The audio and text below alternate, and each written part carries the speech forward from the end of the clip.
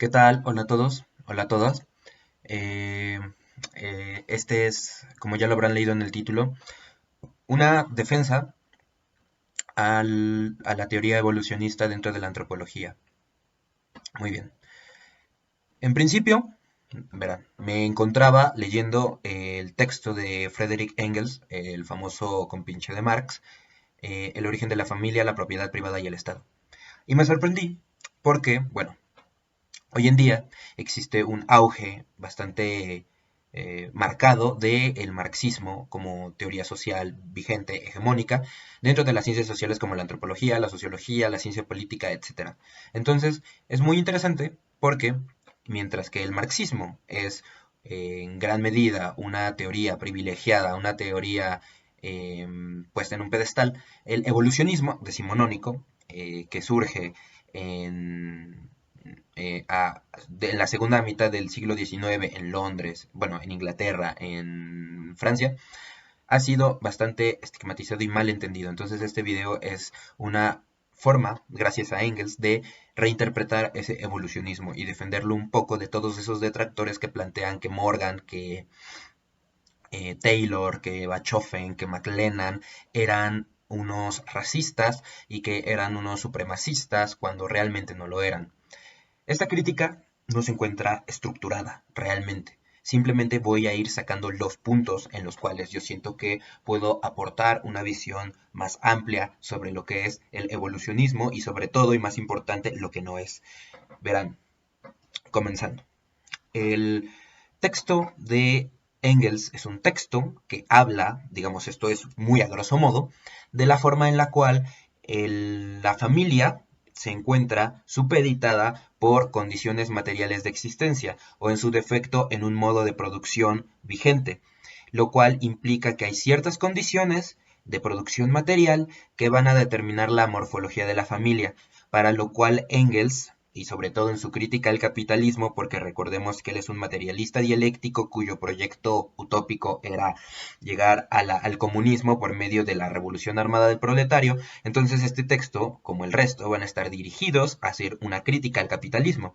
Entonces, ¿cuál es el tema central del texto? Es que en el traslado, obviamente esto aplicando el modelo evolucionista que más tarde defenderé, esto implica que en cierto momento de la historia, tomando esto como una historia lineal, una historia social lineal, bueno, sí, evolucionista, ¿no? Que evoluciona, en el excedente de producción propio de las sociedades burguesas en industrialización, el derecho materno, que era el derecho que tenía una madre para heredar a su hijo, y todos los privilegios que ello conlleva, es reemplazado por la monogamia, que es la fidelidad de la mujer hacia un hombre, para que ésta pueda permitir que este hombre tenga la certeza de que es padre de sus hijos y pueda heredar el excedente, ¿no? Básicamente es la herencia burguesa de toda la vida. Entonces, interesado en estudiar este fenómeno, Engels va a aclarar que la familia, la formación de la familia va a estar en constante relación con el marco del tipo de propiedad que se ejerza. Si la propiedad es comunal, la familia va a ser distinta, va a tener derecho materno y sobre todo las condiciones entre hombres y mujeres van a ser igualitarias. Pero si existe un tipo de propiedad privada, el hombre que quiere heredar a sus hijos por línea paterna y ya no materna, pues va a tener que someter a la mujer a ser una propiedad privada, una mercancía más de él, para asegurarse de que los hijos que salgan pues de esa mujer sean efectivamente suyos y pueda heredar.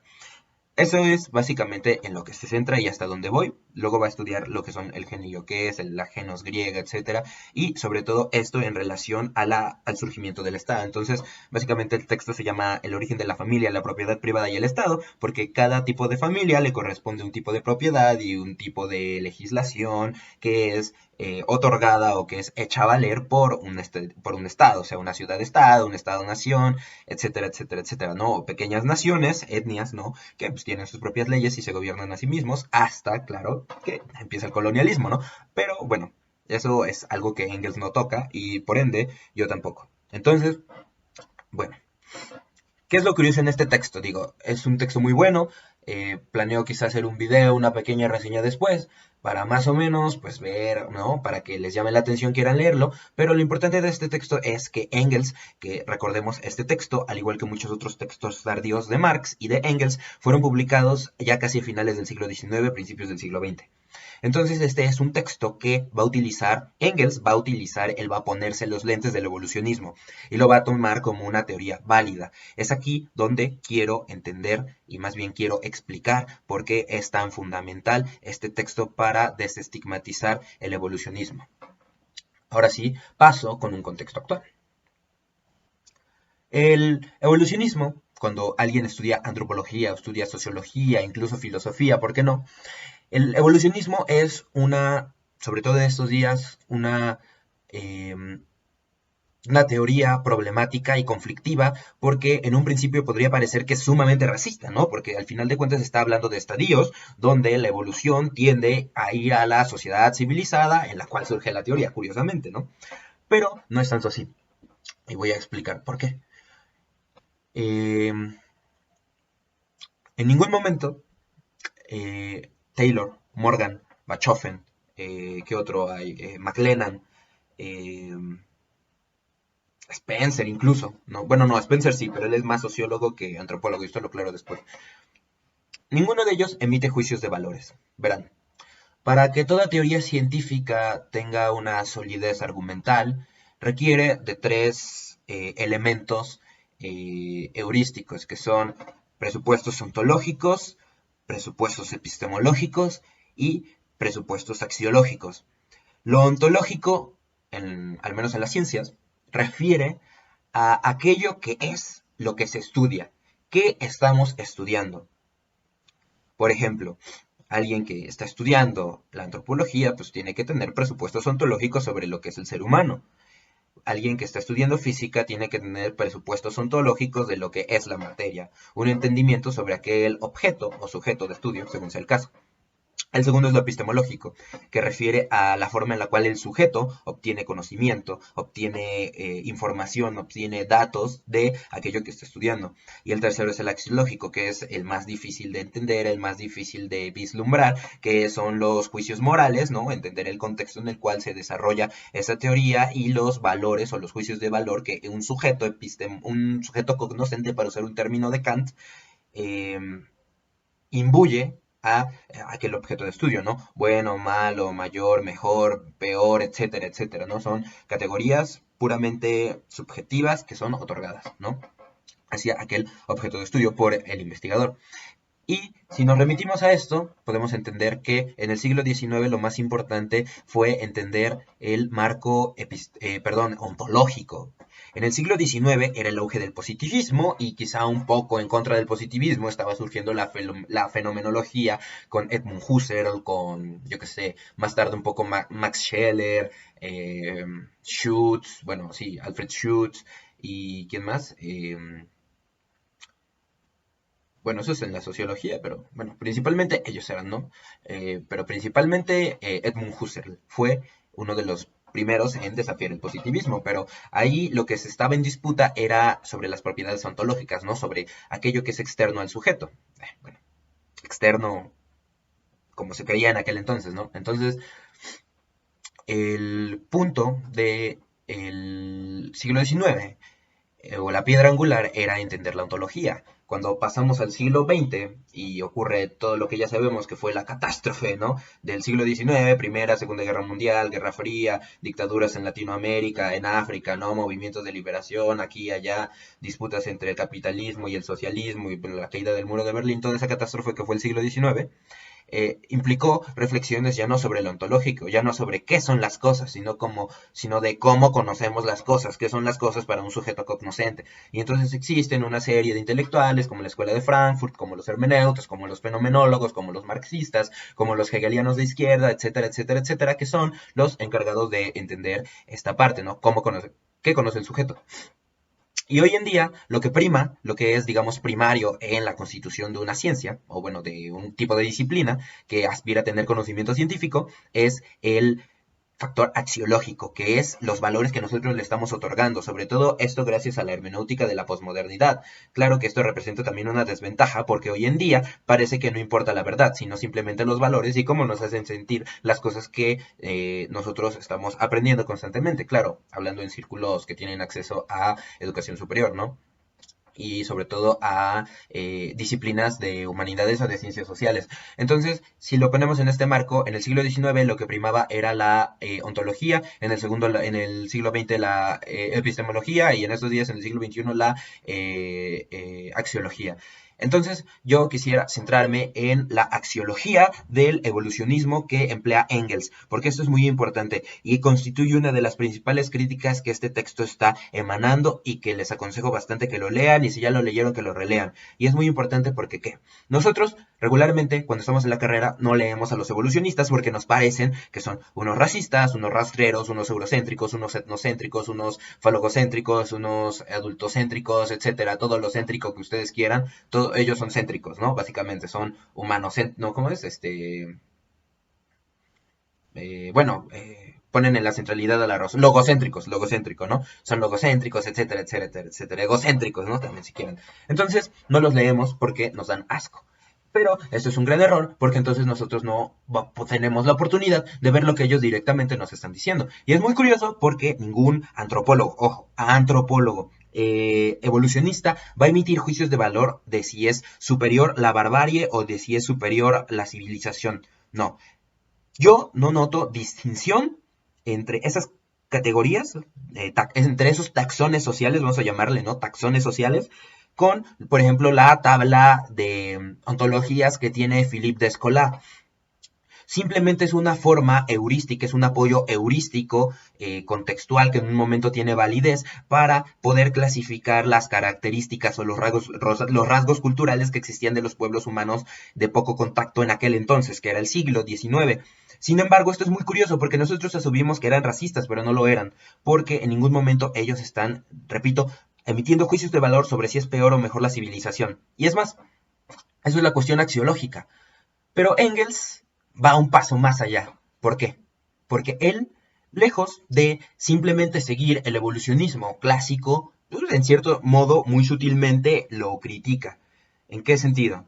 En que él asume, digo, entonces no es una pirámide donde arriba está la civilización, después la barbarie y hasta abajo el salvajismo, no, sino que él lo ve como un tiempo lineal, ¿no? Hegeliano al final, ¿no? Crean una teleología en donde el inicio es el salvajismo y se va llegando hasta la civilización. Que el ir llegando hacia la civilización, el progreso, no es algo que él valore como una virtud. O sea, él no está emitiendo de nuevo un juicio de valor sobre la evolución social. Simplemente le está dando cuenta de que la evolución social implica un cambio de propiedad, un cambio de tipo de propiedad que en cierto sentido esclaviza a la mujer al mismo tiempo que esclaviza al hombre, que se encuentran sometidos a las normas de parentesco y a las normas de matrimonio, ¿no?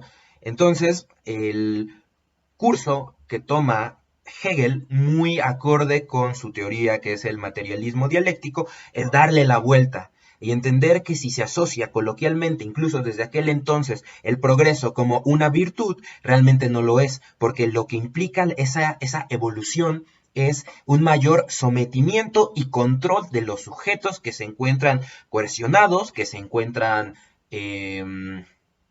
digamos, maniatados, atropellados, humillados por ese modo de producción y por ese tipo de familia, ¿no? Entonces, el punto aquí central es entender que a pesar de todo, Engels en ningún momento está asumiendo que la civilización tiene que llegar necesariamente a una plenitud humana, a una panacea. En ese sentido va bastante acorde con lo que él profesaba, que era el comunismo. Ahora, la reflexión final la recito, la digo, porque me parece que es fundamental. Si alguien plantea que la teoría evolucionista es racista y por ende un peligro a censurar, quizá no sea alguien muy atento. Salvajismo, barbarie y civilización son los tres estadios que plantea esta teoría. En ellos se clasifica taxonómicamente a los grupos humanos no occidentales en el siglo XIX, a influencia de Darwin y el darwinismo social. Así, pueblos de ciertos rasgos sociales y biológicos podían entrar en alguna de estas nomenclaturas, según los criterios de cada taxón social. Pero, ¿qué hay de racista en esto? No noto diferencia alguna con los cuadros ontológicos de Philippe Descola, es clasificar sociedades según criterios. Seguro que quien vea un insulto en llamar a alguien salvaje o bárbaro, lo vea insultante porque consciente o inconscientemente asocia esas palabras como incapacidad o como inferioridad, cuando ningún texto antropológico sugiere aquello. ¿Por qué no pretender que las sociedades civilizadas son las verdaderamente ignominiosas? ¿Por qué no asumir que las sociedades salvajes han sido más auténticas y plenas? ¿Por qué no usar el concepto de nomenclatura de salvaje como una categoría a reivindicar, como lo ha sido la palabra negro o indio, que de ser palabras utilizadas y enunciadas en connotación de humillación se volvieron símbolos de la resistencia? ¿Por qué no ver el concepto de salvaje como sinónimo de virtud y el de civilización como vicio o alienación? ¿Por qué no invertir, como lo hace Engels o lo hace Morgan, la axiología evolucionista? Les diré por qué. Los racistas no son los evolucionistas, o no lo fueron, sino aquellos antievolucionistas ciegos ante la desfachatada manera en que reproducen la axiología positivista y decimonónica. Hay correlación interesante por descubrir. A mayor salvajismo, mayor mimetismo con la naturaleza externa. A mayor civilización, menor contacto con ella. A mayor salvajismo, mayor libertad femenina. A mayor salvajismo, a menor salvajismo, menor esclavitud femenina.